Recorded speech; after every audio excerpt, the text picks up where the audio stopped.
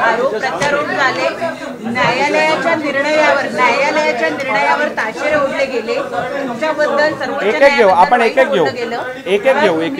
तर तुम्ही त्या विरोधात नाही, मला आपला प्रश्न जरा सांगा. ज्या पद्धतीने बोललं गेलं अध्यक्षांना, राज्यपालांना आणि इतर सगळ्याच संविधानात्मक संस्थांना, याच्यावर काही ऍक्शन घेतली गेली पाहिजे असं तुम्हाला वाटतं का?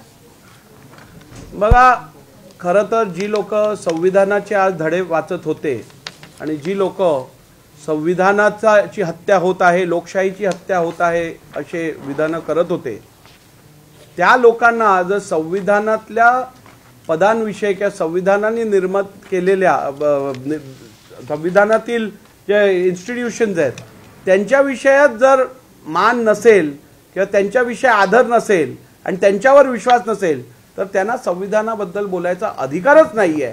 कारण जो व्यक्ती भारताच्या संविधानावरती विश्वास ठेवतो ती व्यक्ती by the due process of laws काम करेल. ती व्यक्ती संविधानिक संस्थांवरती अशा प्रकारची टिपा टिप्पणी करून संविधानाचा अवमान करणार नाही. त्यामुळे अशा लोकांना संविधानावरती बोलायचा अधिकारच नाही. त्यांच्यावरती काय कारवाई करायला पाहिजे, करायला पाहिजे की करू नये, हा निर्णय मला वाटतं जनता जी कारवाई करायची आहे ती जनता करेल.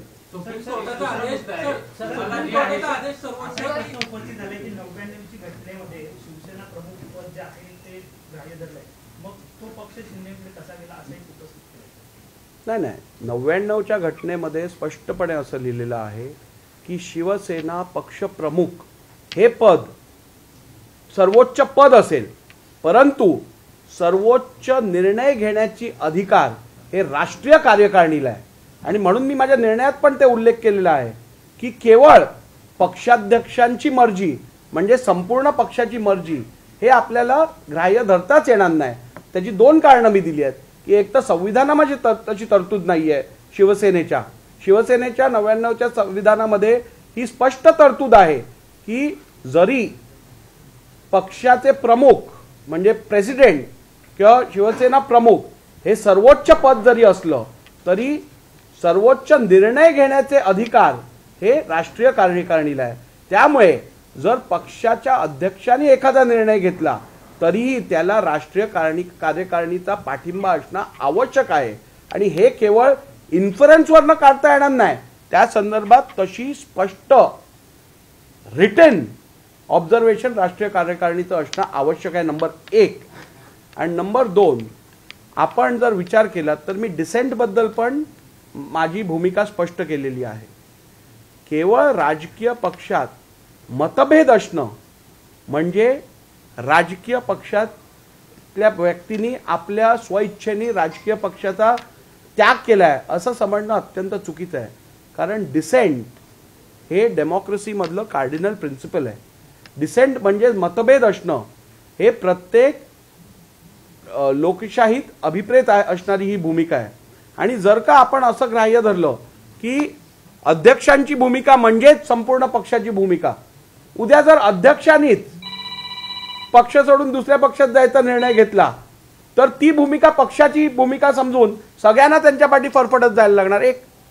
आणि नंबर 2, जर का अध्यक्षांच्या विचाराच्या विरुद्ध जर पक्षातील इतर लोकांनी एखादं मत व्यक्त केलं तर अध्यक्ष ते मत पक्षविरोधी आहे असं समजून त्याला परत डिस्क्वालिफिकेशन, अपात्रतेची कारवाई त्याच्यावर चालू करणार. त्यामुळे अशी भूमिका घेणं हे संसदीय लोकशाहीसाठी हे अत्यंत अयोग्य आहे असं मी माझ्या ऑब्झर्वेशन मध्ये क्लिअरली म्हटलंय.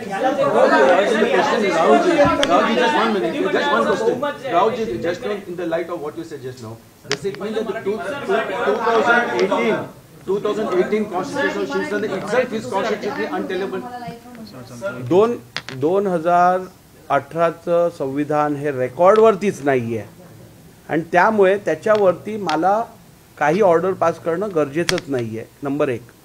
नंबर 2, 1999 मध्ये पण ज्या वेळेला आदरणीय कैलासवासी हिंदू हृदय सम्राट बाळासाहेब ठाकरेंनी ज्या वेळेला या कॉन्स्टिट्यूशनमध्ये अमेंडमेंट केली, ती इलेक्शन कमिशनचा जो निर्णय होता की इंटर पार्टी डेमोक्रेसी असायला पाहिजे त्याच्या अनुषंगानेच ही अमेंडमेंट केली. म्हणजे त्यावेळेला पण त्यांना अभिप्रेत हेच होतं की संघटनेत डेमोक्रेसी असणं आवश्यक आहे आणि म्हणून सर्वोच्च पद जरी शिवसेना प्रमुखांचं होतं पण निर्णय घ्यायचा सर्वोच्च अधिकार हा राष्ट्रीय कार्यकारिणीला होता. हे सगळं त्यांचा कॉन्स्टिट्यूशन मध्येच उल्लेख आहे.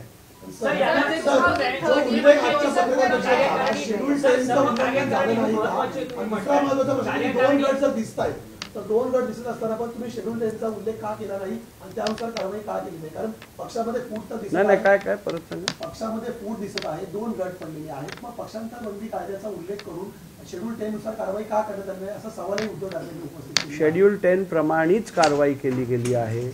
शेड्यूल 10 प्रमाणे ज्या वेळेला दोन गट दिसून येतात त्यावेळेला सुप्रीम कोर्टाने सांगितलं सर्वप्रथम अध्यक्षांनी हे ठरवायचं की मूळ राजकीय पक्ष कोणता गट रिप्रेझेंट करतो. ते ठरवण्यासाठी सुप्रीम कोर्टनी ट्रिपल टेस्ट दिली. त्या ट्रिपल टेस्टच्या आधारावरती आपण ठरवलं की मूळ राजकीय पक्ष कोणता आहे. मूळ राजकीय पक्ष ठरवल्यानंतर आपण व्हिपला रेकग्निशन दिलं, पक्ष प्रतोदाला रेकग्निशन दिलं. ते रेकग्निशन दिल्यानंतर आपण शेड्यूल 10चा निर्णय दिला. याचिका ज्या डिसमिस करायच्या होत्या त्या डिसमिस केल्या. त्यात रिझनिंग दिलेलं आहे. आता 10 जानेवारी 2024 पासून 16 जानेवारी 2024 पर्यंत किमान 10 ते 12 वेळा मी या सगळ्याचं स्पष्टीकरण दिलेलं आहे. आता मी मगाशी तुम्हाला सांगितलं झोपल्याचं सोंग केलेलं कसं उठवणार.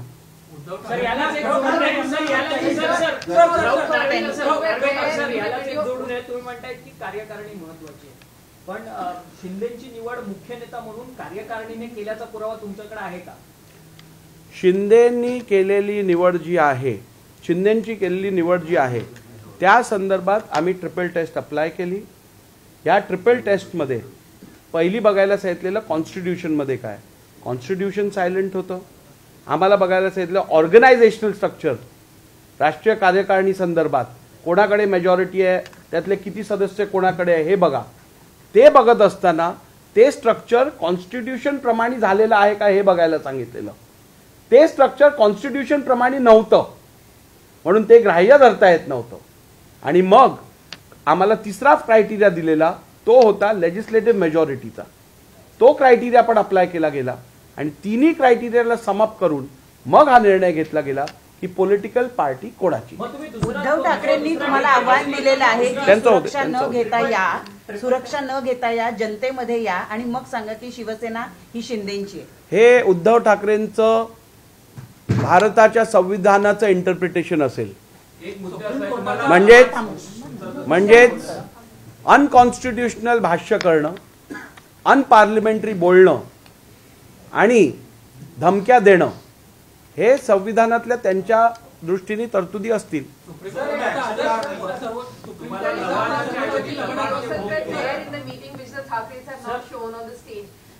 You yourself voted for Uddhav Thackeray to be elected as the leader. Why is it that you don't recognize him as the leader now? I have just told you. First of all, I have not voted in any such election. So your hands are going up is what they are saying in the video. I have not voted in any such election. I do not even know what meeting are they referring to. They are showing some videos.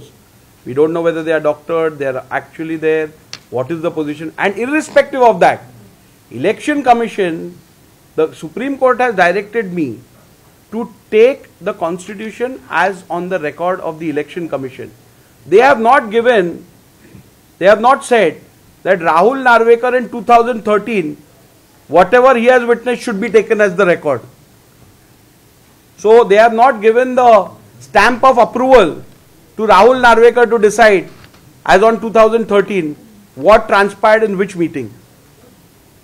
So I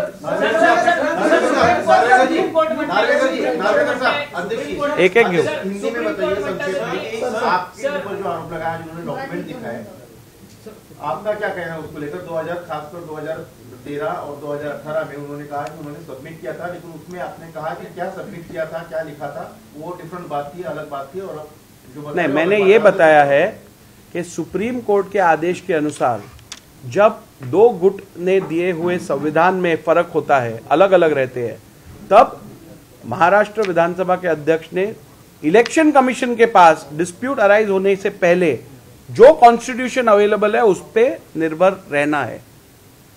और वो जो बार बार कह रहे हैं, जिसके बारे में सही अर्थ से तो मुझे जरूरत नहीं है उसके ऊपर ध्यान देने की, मुझे तो आदेश सुप्रीम कोर्ट का है, इलेक्शन कमीशन के पास है, उस हिसाब से काम करो। फिर भी मैंने ये दोनों पत्र देखे और उन दोनों पत्र में कॉन्स्टिट्यूशन अमेंड हुआ है और वो इलेक्शन कमीशन के पास सबमिट किया जा रहा है, ऐसा कुछ भी नहीं लिखा है। उसमें केवल जो चुनाव हुए थे शिवसेना के, उस चुनाव के बारे में मालूमात इलेक्शन कमीशन को दी जा रही है, संविधान नहीं दिया जा रहा है। जो वो कह रहे हैं हमने सबमिट किया है संविधान, हमने अमेंडमेंट की कॉपी दी है सुप्रीम इलेक्शन कमीशन को और उसकी रिसीट हमारे पास है, उसकी पोस्ट पावती हमारे पास है, उसकी एक्नॉलेजमेंट हमारे पास है। वो एक्नॉलेजमेंट इलेक्शन रिजल्ट जो सबमिट हुआ था उसकी है, इलेक्शन शिवसेना के कॉन्स्टिट्यूशन की बिल्कुल नहीं है। एक एक हुए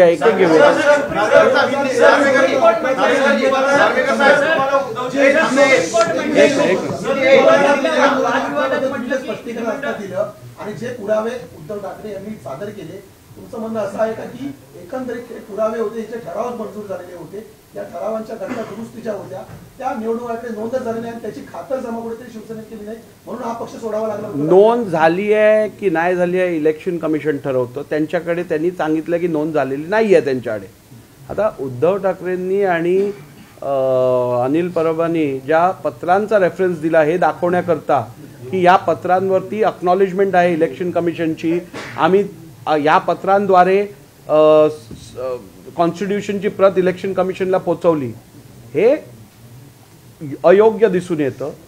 कारण त्याचं जर तुम्ही पत्र वाचलं तर त्यात संविधान अमेंड केलं आहे आणि ते इलेक्शन कमिशनकडे पोहोचवलं आहे असा कुठेही उल्लेख नाही आहे। ते केवळ संघटनात्मक निवडणुकींचा निर्णय कळवण्याचं पत्र आहे।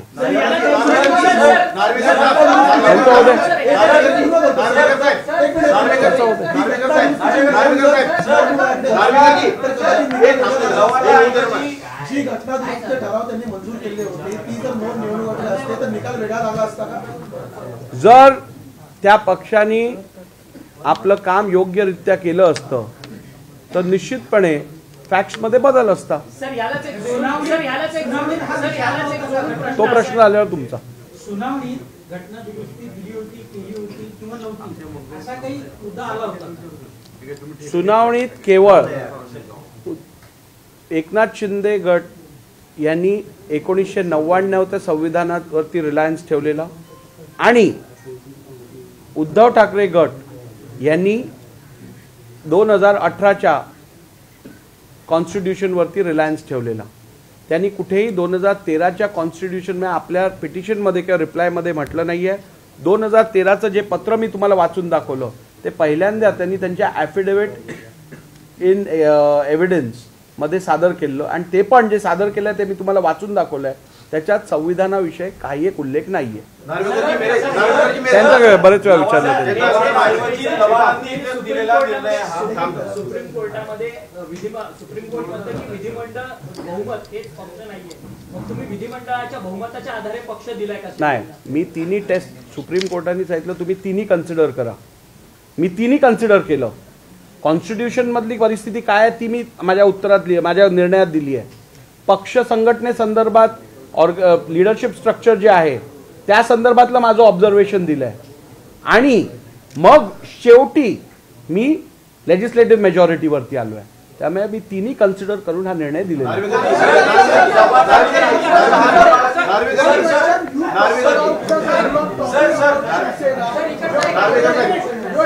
मेरे दो सवाल है, मेरे दो सवाल है, मेरे दो सवाल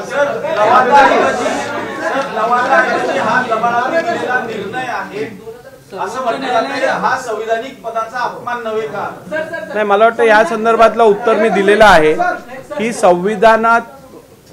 संविधानाने निर्मित केलेल्या संस्था ज्या आहेत किंवा पदं जी आहेत त्यांच्याबद्दल अशा प्रकारची भाषा वापरणं, मग ते राज्यपालांना फालतू म्हणणं असेल, लवादाला लबाड म्हणणं असेल, इलेक्शन कमिशनला चोर म्हणणं असेल किंवा सुप्रीम कोर्टला टेंबू म्हणणं असेल, तेंबा म्हणणं असेल. मुद्दाभंगाची कारवाई होणार. तर हे सगळं मला वाटतं कुठेतरी आपण केलेल्या चुकींमुळे आपल्यावरती फ्रस्ट्रेशन आल्यानंतर आपण कधीतरी आपला तोल जातो आणि आपण असं बोलतो. परंतु माझं एक, ही सर्व मंडळी ही माझे विधिमंडळातले सहकारी आहेत, काही लोक पार्लिमेंटचे सदस्य आहेत आणि विधिमंडळातील सदस्य, पार्लिमेंटचे सदस्य हे समाजात रोल मॉडेल असतात. समाजात त्यांनी उदाहरणात्मक काम आणि कृत्य करायचं असतं. त्यांच्याकडनं जर संविधानिक संस्थांचा असा अवमान व्हायला लागला तर सामान्य माणसाचा संविधानावरती विश्वास कसा राहील? एक मिनिट संविधानिक संस्थांची पद राखण्यासाठी तुम्ही त्यांच्यावर हक्कभंग आणणार आहात का? तुमच्या पत्नीला तुमचा निर्णय मान्य होणार नाही. कसं आहे मी आपल्याला यापूर्वीच सांगितलंय, जेव्हा आपल्याकडे मेरिट नसतं तेव्हा आपण वावगं बोलतो, इकडचं तिकडचं बोलतो, पर्सनल टीका करतो, एखाद्याच्या परिवाराबद्दल बोलतो, एखाद्याच्या वैयक्तिक विषयांवरती बोलतो. त्यामुळे लोकांना समजतं. मी आज तुमच्या समोर आलो, मी जी वस्तुस्थिती आहे ती पुराव्यानिशी दाखवली. मी जे पुरावे दाखवले आहेत ते केवळ दाखवले नाही स्क्रीनवर, वाचून दाखवले. तर लोकांना समजतं. अजून याच्यात काय बोलायचं? मला वाटतं आपण आता पुढच्या 2 मिनिटात संपू. शेवटचा प्रश्न.